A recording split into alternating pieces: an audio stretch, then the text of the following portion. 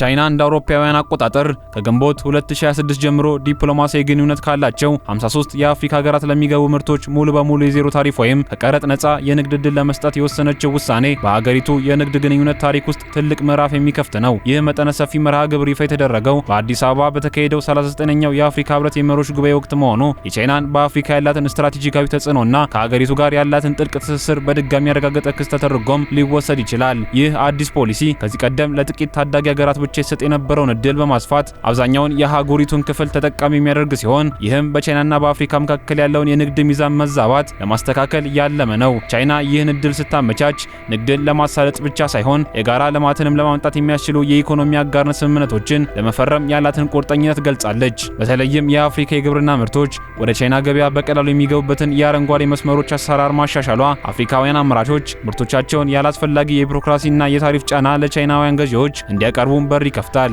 ከኢኮኖሚ ፋይዳው ባሻገር ይህ እርምጃ ቻይና በአፍሪካ ያላትን የንግድ አጋርነት ከመደበኛ የብድርና የእርዳታ ግንኙነት ወጥቶ ወደ መዋቅራዊ የንግድ ትብብር መሸጋገሩን ያሳያል። እንደ ደቡብ አፍሪካ፣ ኬንያና ናይጄሪያ ያሉ መካከለኛ ገበያ ያላቸው ሀገራትም በዚህ የዜሮ ታሪፍ ዕድል ውስጥ መካተታቸው የቻይና ገበያ ለአፍሪካ ኢንዱስትሪ ምርቶችና የተቀነባበሩ ሸቀጦች ክፍት መሆኑን የሚያሳይ ነው። ይህም አፍሪካውያን ምርቶቻቸውን እሴት ጨምረው ወደ ውጭ በመላክ የኢንዱስትሪ እድገታቸውን እንዲያፋጥኑና የስራ ዕድል እንዲፈጥሩ ትልቅ ማበረታቻም ይሆናል።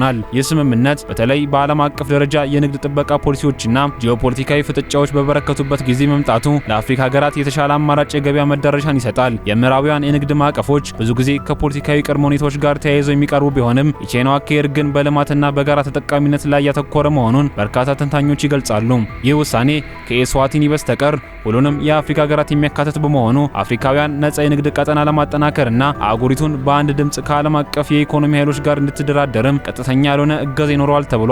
ይህ የዜሮ ታሪፍ ትግበራ አፍሪካን ከጥሬ ዕቃ አቅራቢነት ወደ አምራችነትና ላኪነት ለማሸጋገር የሚደረገውን ጥረት የሚደግፍም ነው። ሆኖም የውሳኔው ስኬት በአብዛኛው የተመካው የአፍሪካ ሀገራት ምርታማነታቸውን በማሳደግ የጥራት ደረጃዎችን በመሟላትና በቻይና ገበያ ውስጥ ተወዳዳሪ ሆነው ለመቅረብ በሚያደርጉ ዝግጅት ላይ ይሆናል። ቻይናም ለጋራ እድገት ያሳየችው ይህ ቁርጠኝነት በሁለት ወገኖች መካከል ያለውን የጋራ ጣፋንታ ትርክትን ወደ ተጨባጭ የኢኮኖሚ ውጤት የሚቀይር ትልቅ እርምጃ ነው። በተጨማሪም ይህ የቻይና ታሪፍን የማንሳት ውሳኔ ከንግድ ግዴታ ባለፈ የጂኦፖለቲካዊና ስትራቴጂካዊ አንድምታ ያለው መሆኑን መገንዘብ ይገባል። ቻይና ይህን እርምጃ የወሰደችው ምዕራባውያን ሀገራት በተለይም አሜሪካና የአውሮፓ ህብረት ከቻይና ጋር ያላቸውን የንግድ ግንኙነት ለመቀነስ ወይም አደጋን ለመቀነስ በሚጥሩበት ወቅት መሆኑ የአፍሪካን ገበያ ለአማራጭ የንግድ አጋርነት ያዘጋጀዋል። ይህ የዜሮ ታሪፍ ዕድል ለአፍሪካ ሀገራት ትልቅ ተስፋ የሚሰጥ ቢሆንም የታሪፍ እንቅፋቶች መወገድ ብቻቸውን ወደ ቻይና ገበያ ለመግባት ዋስትና ሊሆን አይችልም። የአፍሪካ ምርቶች በተለይም የግብርና ውጤቶች የቻይናን ጥብቅ የጥራት ደረጃዎች፣ የጤናና የደህንነት መስፈርቶችን ማሟላት ይኖርባቸዋል። ቻይና አረንጓዴ መስመሮችን ለማሻሻል የገባችው ቃል እነዚህን የቢሮክራሲና የጥራት ማረጋገጫ ሂደቶችን ለማቃለል የታለመ ቢሆንም በአህጉሪቱ ያለውን ደካማ የሎጂስቲክና የቀዝቃዛ ሰንሰለት መሰረተ ልማት ማዘመን ለአፍሪካ ሀገራት ቀዳሚ የቤት ስራ ሆኖ ይቀጥላል። በተጨማሪም ይህ የንግድ ፖሊሲ ለውጥ ቻይና በአፍሪካ ያላትን የኢንቨስትመንት አቅጣጫ ሊቀይረው እንደሚችል ይገመታል። ከዚህ ቀደም የቻይና ኩባንያዎች በአፍሪካ በብዛት የሚሳተፉበት በመሰረተ ልማት ግንባታና በማዕድን ቁፋሮ ላይ የነበረ ሲሆን አሁን ግን የዜሮ ታሪፍ ዕድሉን ተጠቅመው ምርቶቻቸውን መልሰው ወደ ቻይና ለመላክ በአፍሪካ ውስጥ በማኑፋክቸሪንግ ዘርፍ ላይ እንዲሰማሩም በር ይከፍታል። ይህም የአፍሪካ ሀገራት የኢንዱስትሪ ሽግግር እንዲያደርጉና ከጥሬ ዕቃ ላኪነት ወጥተው እሴት የተጨመረባቸው ምርቶች እንዲያቀርቡም እድል ይሰጣቸዋል። ሆኖም ይህ ሂደት የአፍሪካ ሀገራት የራሳቸውን የንግድ ግጋት ከቻይናው የኢኮኖሚ አጋርነት ስምምነት ጋር እንዴት ማጣጣም እንዳለባቸው ጥንቃቄ የተሞላበት ድርድር እንዲያደርጉ ይጠበቅባቸዋል። በተለይም የአፍሪካ አህጉራዊ ነጻ የንግድ ቀጠና ተግባራዊ የሆነ ባለበት ጊዜ ከቻይና ጋር የሚደረጉ የሁለትዮሽ ወይም የጋራ ስምምነቶች የአህጉሪቱን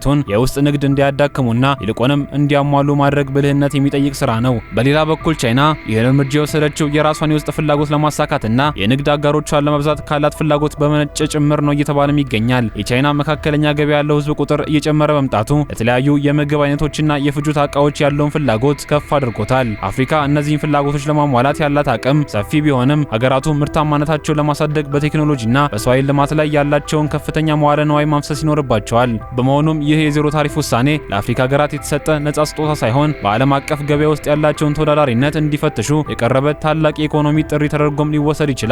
የዚህ ስምምነት ስኬት የሚለካው ወደ ቻይና የሚላኩ ምርቶች መጠን መጨመር ብቻ ሳይሆን የአፍሪካ አምራቾች በቻይና የንግድ ስነ ምህዳር ውስጥ ዘላቂና ትርፋማ ተሳትፎ ማድረግ ሲችሉ ብቻ ነው። ይህ አዲስ የንግድ መመሪያ በግንቦት ወር 2026 ተግባራዊ መሆን ሲጀምር የአፈጻጸም ሂደቱ ከታሪፍ ነጻ መብት ባሻገር ጥብቅ የሆኑ የአስተዳደርና የቴክኒክ ቅደም ተከተሎች የሚከተል ይሆናል። የቻይና መንግስት ያቀረበው የኢኮኖሚ አጋርነት ስምምነት እንደ መዋቅራዊ ማዕቀፍ የሚያገለግል ሲሆን ይህም ማለት እያንዳንዱ ሀገር ከቻይና ጋር የንግድ ልውውጥ ሲያደርግ በዘፈቀደ ሳይሆን በሕግ በተደነገገና ግልጽነት ባለው አሰራር እንዲመራ ያደርጋል።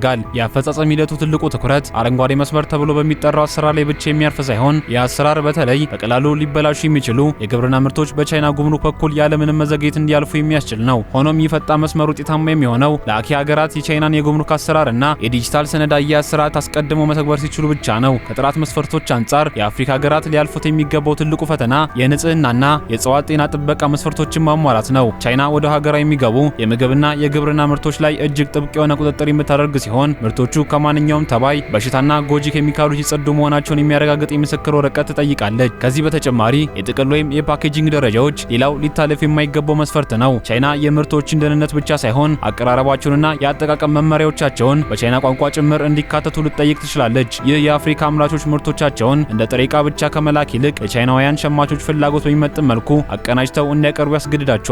እነዚህ የጥራት መስፈርቶች ማሟላት ለአፍሪካ ሀገራት ተጨማሪ ወጪ ሊጠይቅ ቢችልም በረጅም ጊዜ ግን የአህጉሪቱን ምርቶች በዓለም አቀፍ ደረጃ ተወዳዳሪ በማድረግ ረገድ ትልቅ ፋይዳ ይኖረዋል። በመሆኑም አፈጻጸሙ ስኬታማ እንደሚሆን የአፍሪካ ሀገራት መንግስታት ከቻይና የቴክኒክ ባለሙያዎች ጋር በቅርበት በመስራት የጥራት ቁጥጥር ተቋሞቻቸውን ማጠናከርና ለላኪዎቻቸው አስፈላጊውን ስልጠና መስጠት ይኖርባቸዋል።